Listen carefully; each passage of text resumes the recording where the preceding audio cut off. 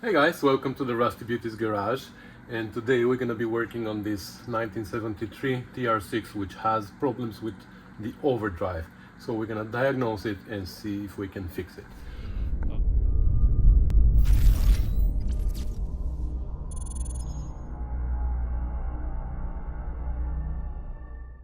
So let me tell you a little bit more about the problem that the car has. So the owner had it for the last 28 years, I believe, and the car never had issues. Then I believe a few years ago, he took it to a mechanic to replace the clutch. And they replaced the clutch, and ever since the overdrive is working intermittently. Sometimes it works, sometimes it doesn't. Of course, the mechanic claimed that he didn't do anything, he put everything together back as it was, but there's one other thing that the owner noticed after the clutch was replaced, and that was that the overdrive now started working when it wasn't not working. When it was working also on second gear. But before that, for all the 20-something years that the owner owned it, the overdrive was working only in third and fourth gear.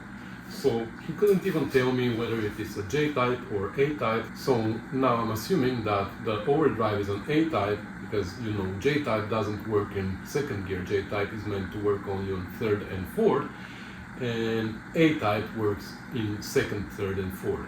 So what I'm assuming is that this is an A-type overdrive, that the switch wasn't working for second gear, or it was disconnected for however many years, and the owner never knew that it was supposed to work in second. So when the mechanic took the transmission out to replace the clutch, he probably saw two wires that were disconnected, or one wire that was disconnected, and he just plugged it in, and now it works in second as well, whenever it works, like I said. So the owner drove it for about hour and a half to bring it here, and when he came, he said that the car had the exact same behavior as it usually has for the last few years after the problem appeared, which is the overdrive works well for the first 30-40 minutes of a drive, and then it stops working. Then if he lets it sit for a while and then he tries again, the overdrive works again until it doesn't again. So usually in the beginning of the drive it works, after that it stops and doesn't come back until the car cools down again. So this leads to maybe something related to the solenoid overheating or something internal, I don't know, pressure, I don't know. I'm hoping it is not that, but I'm thinking if it is heat related, then it is internal problem. Maybe I'm wrong, maybe it's electrical, but we have to determine that. So when he came, we went for a test drive, and the overdrive was not working. I drove the car, I went on off on all second, third and fourth gear, it just didn't work. So now that the car still has the problem, I'd like to diagnose it quickly, because intermittent problems are really hard to find.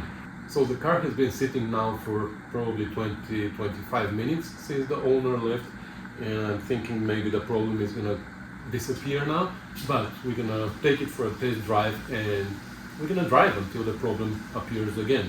But before that, I wanna tell you how we're gonna diagnose it. So we're gonna take a piece of wire with two spade connectors on it, and we're gonna take one of these and we're gonna plug it like that. I don't know what's wrong with this, but it doesn't want to go in. There you go. So we're gonna go under the car now, and we're gonna unplug the solenoid power, and we're gonna plug this in, and we're gonna plug the solenoid here. This way we're gonna be able to operate the solenoid with the stalk on the steering wheel, but also if we want to, we can bypass it by connecting this end of the wire to 12 volts. So this way we can go for a test drive and see if the overdrive doesn't work from the start, and we power it up with the bypass wire, then we're gonna know that the problem is electrical. If it doesn't work even with the bypass wire, then we're gonna know that the problem is mechanical, or might be electrical, but it's gonna be the solenoid in this case, right? So this way we divide the whole entire problem into before the solenoid or after the solenoid. And once we divide it in two, we can start working only on the half that we know, because what the owner did is he took it to another mechanic. They changed the oil, they changed the filter of the overdrive. They tried to diagnose it but never figured it out. The problem is still there. So the first thing that we have to do is break it in half. So let's go do that. Oh, look at that. We actually have a J-type here. Now that's interesting. It's actually very interesting because why does it work in second gear then? Because J-types are meant to work only in third and fourth. So that's something. I was wondering about that actually because the VIN number of the car ends in O, which means it's an original overdrive car. And if it is 73 and it has original overdrive, definitely that's a J-type. Because I believe up to 71 installed A-types and then started installing J-types. Anyways, let's unplug this. So this is the power. Just double checking whether the ground is good. I think it's pretty solid. And I plug this like this.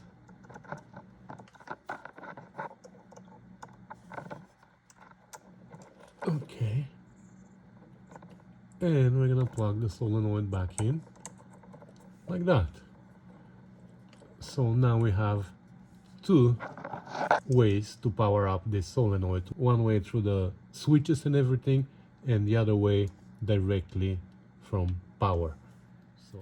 Okay, so the wire is now hanging inside, and what we're gonna do is we're gonna connect my test probe to the battery.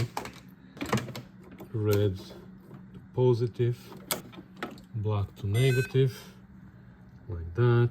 Okay, and now my test probe can tell me if we have power. You see, tells me 12.8 volts the battery. If I touch ground, it shows me green. On power it's supposed to show me red light and beep with different pitch, but it doesn't work anymore, so it only beeps when it connects to ground and shows me green light and 0 volts, of course. So let's put it inside, and before we go for a test drive, let's do a preliminary test here. So now this wire is connected to one side of the solenoid, right? So right now, since the solenoid is not powered, we should see ground on this wire because the other side of the solenoid is connected to ground, right? So through the solenoid we should be able to see ground here. Let's see. Yes, we do have ground. Okay, I turned the sound off because it's annoying. But now if we turn the ignition on,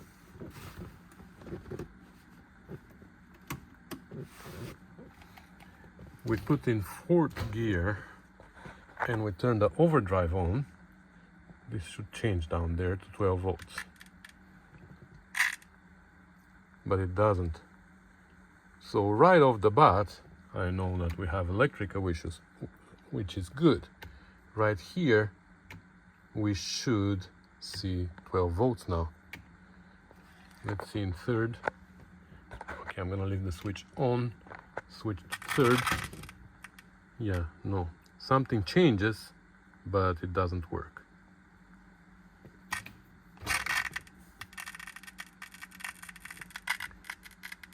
You see some voltage is coming from here, so I think that's a bad connection, which is good because that's the easier solution, right? We have to deal with electrical. Anyway, let's go for a test drive anyways.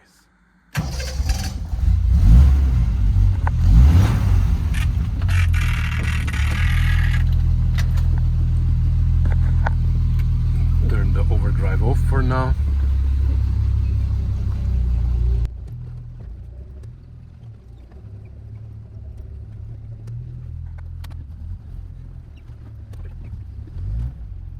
Hold on a second, I forgot to mention that my probe, if you're not familiar with this, my probe, since it's connected to both positive and negative of the battery, I can actually power up the tip here.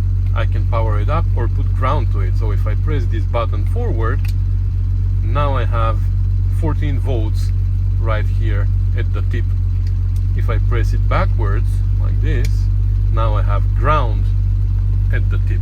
I can power up directly circuits, or I can provide ground. So as we're driving here, I can connect this wire to power by pressing this button, and that should activate the solenoid, right? So now we have one option is to turn the overdrive from here, another option is to turn the overdrive from there.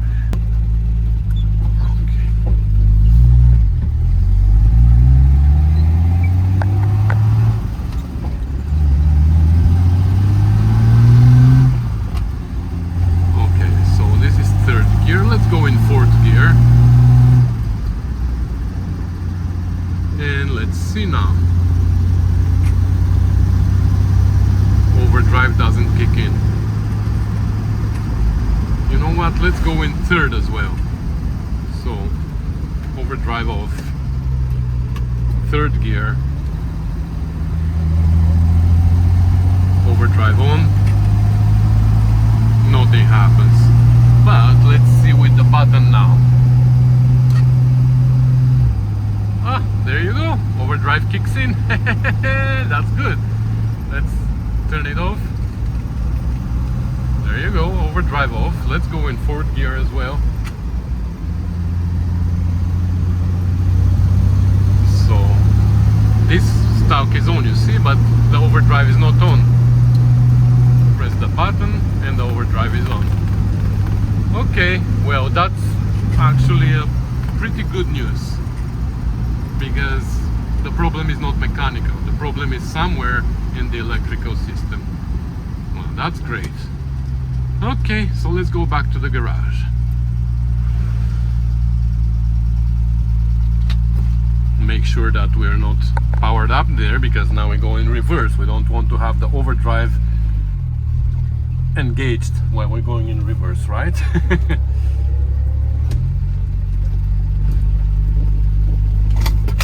Oops.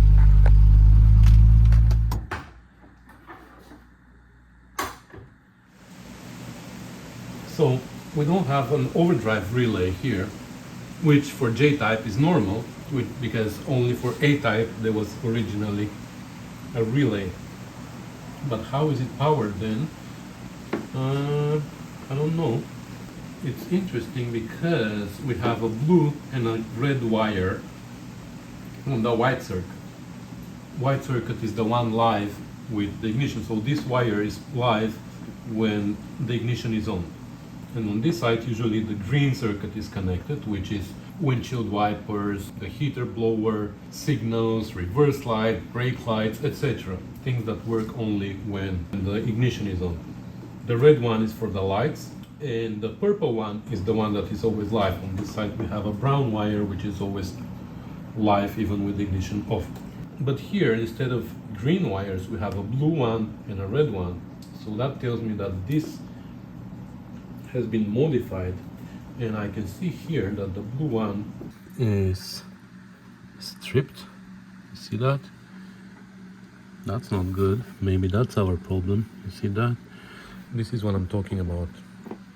Red and blue here, and the blue comes out of the harness, and if you can see here, it is actually stripped. Anyway, let's trace this blue wire and see where it goes. Or actually, let's look at the diagram first. So this is the diagram for 73, and this is the overdrive. So as you can see here, for J-type overdrive, we don't have solenoid. We have the green circuit, which here doesn't exist. From the green circuit, we go directly to the switch on the column, from there to the interlock switch on top of the transmission for third and fourth gear, and when both switches are closed, then we power up the solenoid, and the solenoid has ground on the other side. If we go to 71, let's say, this is the overdrive schematic for 71, and you see here, because we have an A-type overdrive, it's a little bit more complicated, because The solenoid has two coils inside, a pull-in coil and holding coil.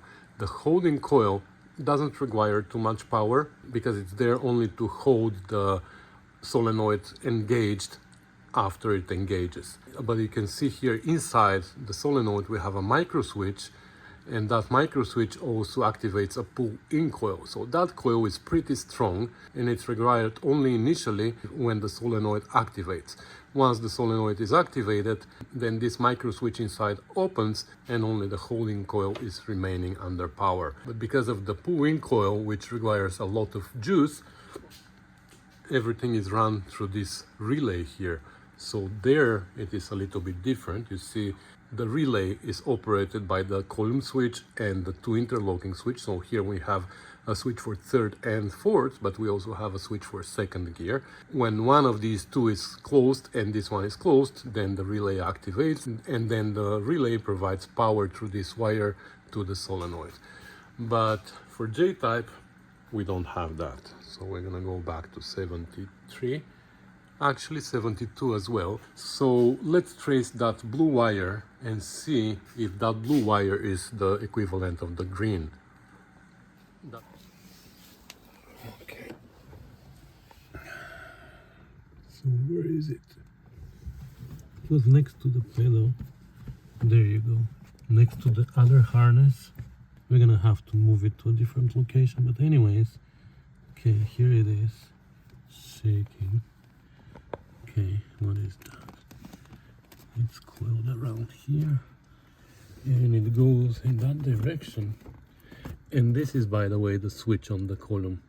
These are the two wires that go to it. So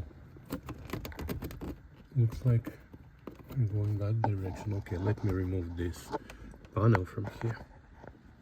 Okay, so it looks like everything is going inside the transmission cover. So these are the wires from the switch, right? And they go inside the transmission cover, and the blue one is going there too. We have to take this transmission cover off. Okay, I removed this side as well, and here we only have the wires for the reverse light. So we're gonna put it in reverse and we're gonna turn the ignition on, and we're gonna go make sure that they work before we disconnect them, so we know. Okay, because sometimes they don't work initially to begin with, and then we take them apart, and when we put everything together, of course they still don't work, but we don't know if we did something wrong or they were like that to begin with. Now we know that they're working, so okay. So it looks like the center console here is coming off. Okay, nothing is connected to this switch, which is good. No wires there. So let me take everything out and I'll bring you back. Okay, so the cover is off. Do we have light? Yeah, we have light. So this is actually very interesting here. So this is where the wires come. That's the blue wire powers up our green wire that goes to this switch. Okay, I'm gonna have to figure it out here. So this is the solenoid wire here. So how does it even work? Oh my god, this wiring is totally messed up. Oh my god, this is such a mess. So I don't want to go into details how this is wired. I'm just gonna disconnect everything because I think there's two redundant systems here. One is we power up the green wire, which green wire goes to this switch, which is for third and fourth, and then when this switch is closed, this wire returns, and somehow, I don't even know how, it sends power to the solenoid. No, hold on, holy moly. Everything is messed up here. I don't even know how this works and when it works. Look at this also. This switch is not great. Actually, this is the neutral switch. So we're not gonna use it. We don't need this switch. We only need this one, which is third and fourth. So I'm not even gonna waste my time here figuring out how wrong wiring works. So I'm gonna get rid of it, I'm gonna wire it properly, and I'm gonna show you how it works. Alright, so this is why we have so many wires there. Because for 73, we actually started using now here a neutral safety switch, which is this switch, which goes to seat belt switches, etc., etc.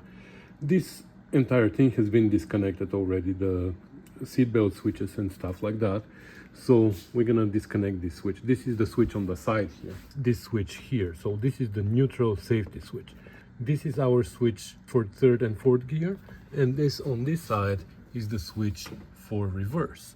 So that's why we have so many wires here, and most of them are not needed anymore. Look at this, the seat belts have been disconnected, even replaced with modern style seat belts. So most of this wiring is not required anymore. But even though we have too many wires here that we don't need, the guy, I'm assuming this is the clutch guy, he added one more wire because he couldn't figure out how to reconnect the system after he disconnected it. So look at that. So I was looking at these two wires that come from the dash over there, and none of them is solid green. Both of them have different color tracers. One has brown tracer, the other one has a light green tracer. The green with brown I know is the one that goes back to the tail lights for the reverse light, and the brown with light green we just saw is for the seat belts. But where is the green? We need a solid green. Well, look at that. I started peeling this tape and there it is. So the guy eliminated the wire that was supposed to power up everything and run a different wire, which I already removed from there, and it's still hanging there. And look in the engine bay, peeled another piece of tape from here and removed this blue wire that we said that we don't need anymore. And sure enough, underneath we find this connection. So these are our green wires that go into this red, which is fine. He extended it for whatever reason. So we just need to insulate this and possibly put it in a green shrink wrap, so we know that this is the green circuit, because it shouldn't be red. It's easier to diagnose when it's the right color, right?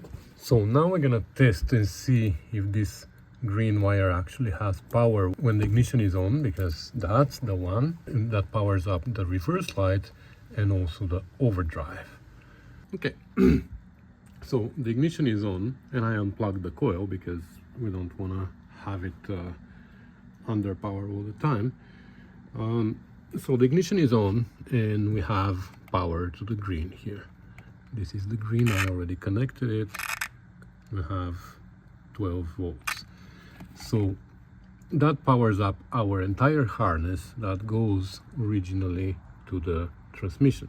So the solid green comes to this spade connector and then it goes back, and it goes also to the reverse switch. Powers one side of the switch, the other side is green with brown. So green with brown returns here and comes right here.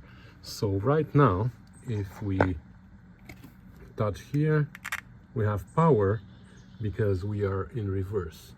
If I disconnect if I come out of reverse, we don't have power anymore. So that's our reverse wired properly. Let me hook it up here to the green with brown, and that should make our reverse lights work again, like this. So let's put in reverse now, and we have the reverse lights on. So our circuit, our reverse circuit, is working properly. Now these wires here though are wrong.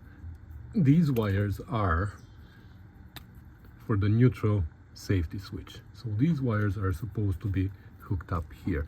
And you know what? I'm gonna hook them up just so they're not flopping around, but this switch is not gonna be used at all. So now when this switch is closed, we have power on this wire, which is green with light green, and that's again going to the seat belt, etc., etc. And I'm gonna plug it in just like that. And that leaves us now with our switch on the column, which is not connected to anything, and our harness here from the overdrive. So this harness is universal for A-type and J-type, so it has two connections for two switches, but we only need one for J-type. So what we're gonna do is we're gonna plug in one switch like this. So one side of this switch is the solenoid. You see here it's going down to the solenoid.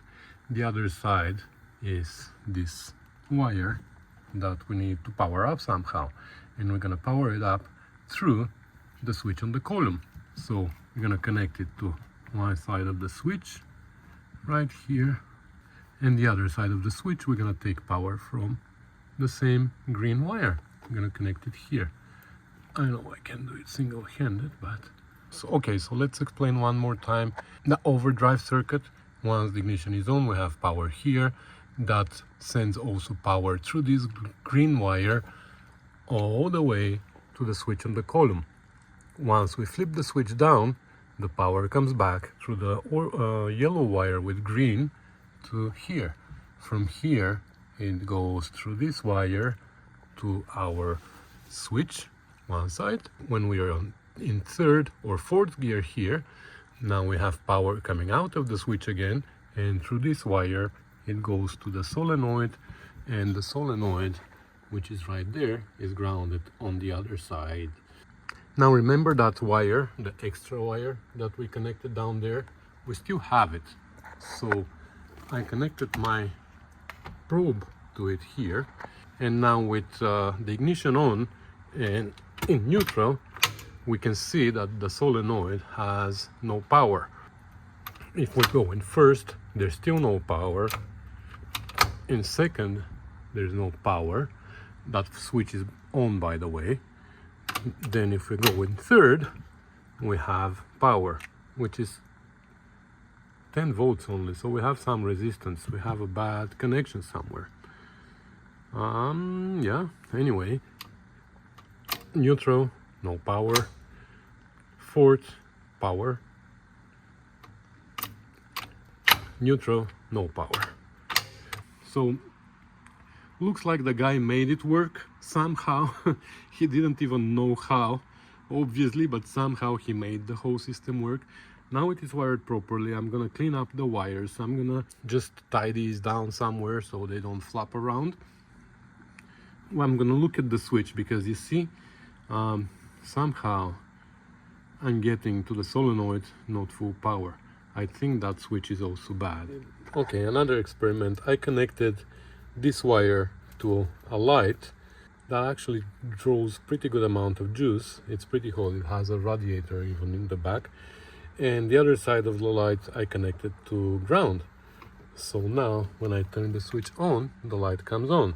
When I turn the switch off, the light comes off. So it works in parallel with the solenoid. So as we are in fourth and with the switch on, if I play a little bit with it, now it doesn't do it. It was doing it just a second ago. When I was playing with the switch just like that, there you go. There. You see? So our switch is bad. But maybe when the load is on for a while, the switch becomes hot. Look, and even as I'm shaking it, the light is flickering. I don't know if you can catch it in video, but the light is definitely becoming dimmer as I'm moving the switch. So we might need a new switch, or let's take it apart and see. Maybe it's just the contacts need to be cleaned up. Anyway, I'm gonna clean up this mess here now. We're gonna put the interior back together, and then we're gonna deal with the switch, because definitely we have problem there. Okay, that's more better. I know this is not the right expression. The right word is betterer.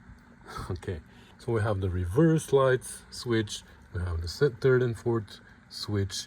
The wires that are meant for second switch for A-type overdrive are not used for J-type, so I just zip tied them here.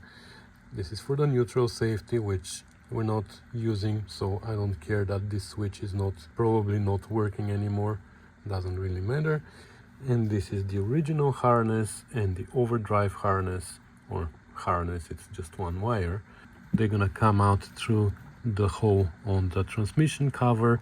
These are the original harness wires that are gonna connect to these three, and then we have the switch here, the overdrive switch, that is gonna come and join this, and it's gonna hook up where we said that it needs to hook up. So now I can put the cover on and do all the connections, and then we're gonna go and deal with the switch on the coil. All right, so the interior is assembled and the wires are connected how they're supposed to be connected. They come through that hole. But I think we should go for a test drive now, see if everything works as it should, and of course we're gonna play with the switch also as we're driving, and we'll see if that's gonna turn on and off the overdrive, because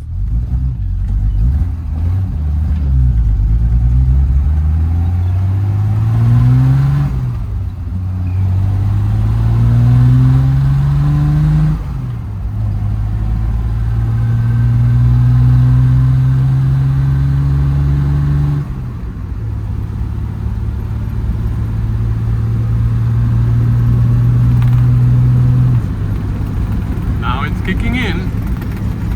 Let's see if it is working in second now. So slow down. Let's go down to second. So we are in second now. Not kicking in second.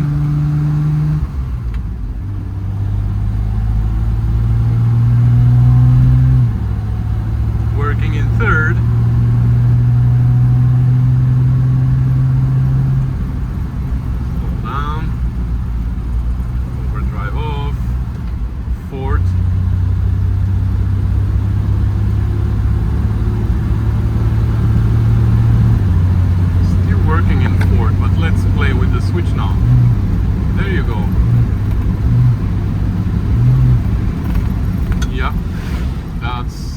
Other problem. Wow.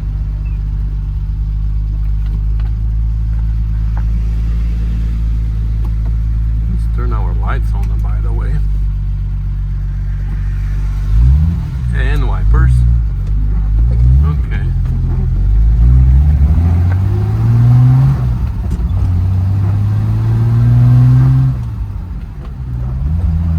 So the third, and the overdrive kicked in right away.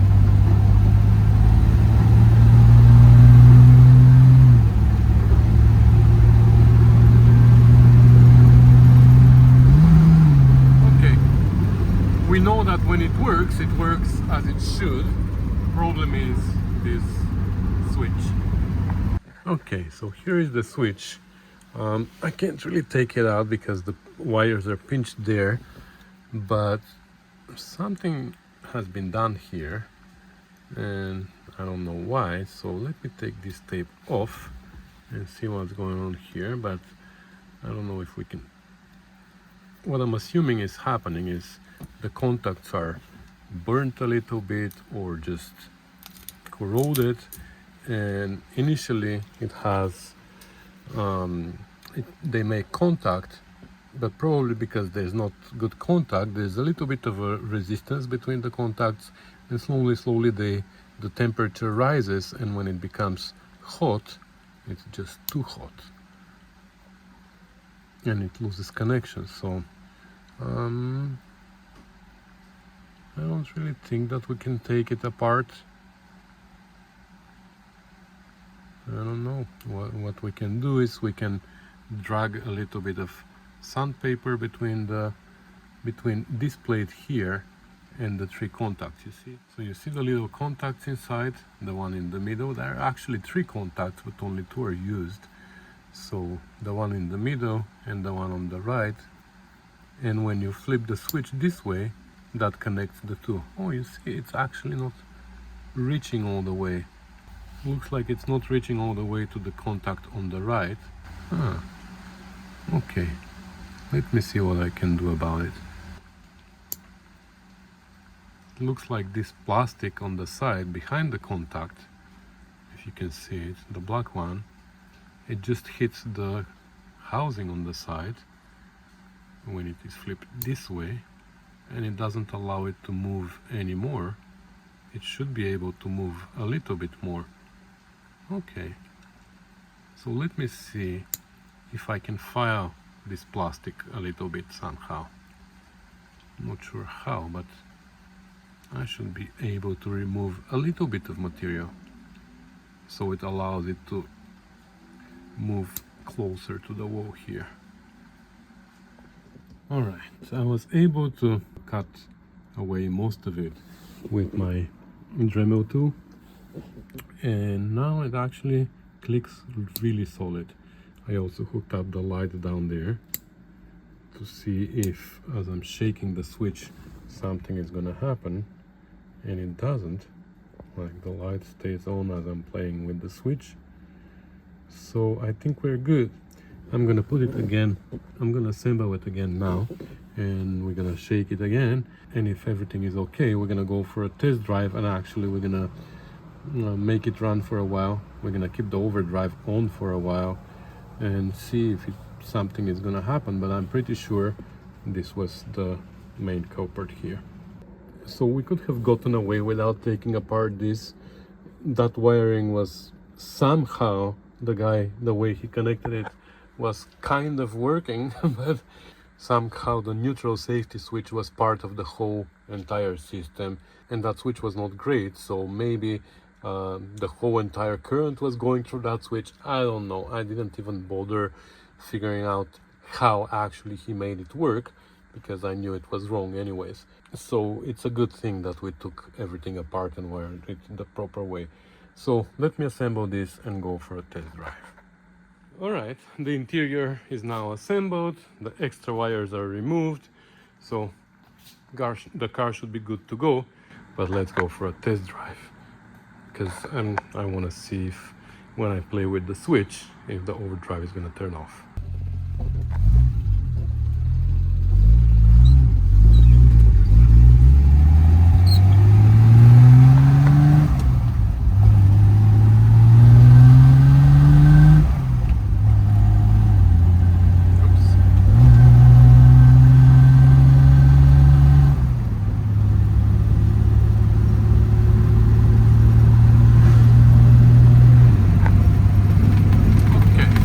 Drive is on.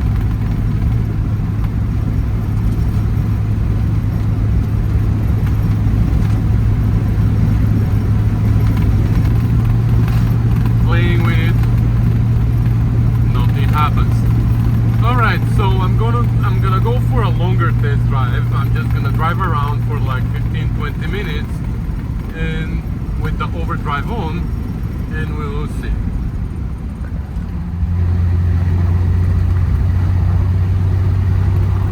It's been like 15 minutes, absolutely no issues. I'm playing with the switch and it doesn't affect the overdrive in any way. I'm keeping it on in third and fourth gear whenever possible.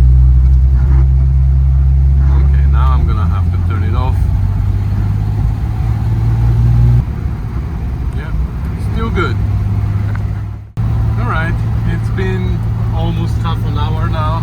We did what, like, we started at 6:06 I think it was, and now we're at 6:32, so 26 kilometers. Overdrive still works.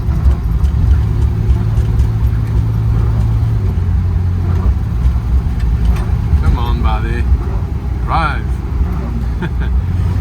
Anyways, we're gonna call this success, and well, let's go home, wrap up this video. Alright, so exactly 30 miles and overdrive still works as it should. So I'm pretty sure that the bigger part of the problem was the wiring on the actual transmission, the switches on top. I have no idea how that thing was working, the way it was working. Maybe that blue wire was also touching somewhere, but also the column switch was bad. The thing is, when I drove the car initially together with the owner, the overdrive was not working at that time, and I played with the switch a lot. I went up, down, I shook it and did all that. The overdrive didn't come on, so that tells me that at that time the problem was somewhere else. When we eliminated this other problem and now there was power coming to the switch, then when I was playing with it, the overdrive was coming on and off. But before that, when I was test driving the car with the owner, the problem was somewhere else. And now that we went pretty much through the entire wiring of the overdrive and made sure that everything is connected properly and all the connections are good, now it is okay. So that's gonna be everything for this 73 TR6. I hope that it's helpful for you and it can help you to diagnose at least whether the problem that you're having with your overdrive is in the electrical part or the mechanical part of the system. So if you find this helpful, you might consider subscribing to the channel and also supporting me a little bit if you can afford it. There are links in the description that can help you do that if you want. Now let's talk about our other projects. And what other projects am I talking about? Actually, I'm gonna let you hang off that cliff and we're gonna talk about the other projects in another video. This one became a little bit too long. 40 minutes about spaghetti. Yeah, we're gonna have another video in which we're gonna talk a little bit about the future projects that are coming in the Rusty Beauty's shop, so stay tuned for that. So that's gonna be everything for today, guys. Thank you for watching, commenting, subscribing and supporting me. It is highly appreciated. Thank you so much. I'll see you in the next one. Bye.